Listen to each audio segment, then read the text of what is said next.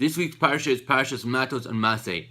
In the second Parsha from Parshat Massei, the Pasuk recounts to us at the beginning of the Parsha, Vayichtov Moshe goes and keeps a journal. He recounts and he travelogues where the Jewish people stopped. Now, we know that the entire Torah, it was written down, and what was the specific need for Moshe to now keep a journal of where the Jewish people were going? And the Or HaChaim teaches us a wonderful lesson here, stating that even though the Jewish people, they were in the desert for 40 years, and they traveled from place to place, they were wandering in the desert. Nevertheless, each stop had its own specific meaning only upon reflection. During that time, they questioned themselves and said, why did we land up in this specific place? We're here for a short amount of time. We're in this place for a longer amount of time. At the time, they didn't understand and they didn't know the reason why they were there.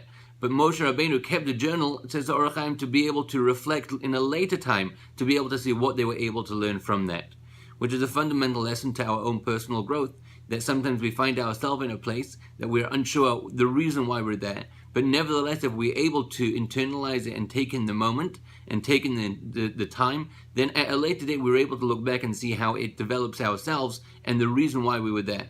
That's why the Pasuk says, Vayichtov Moshe, to be able to teach us this lesson of being able to take in the moment.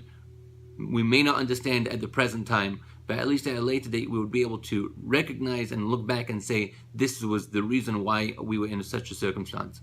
Have a wonderful Shabbos.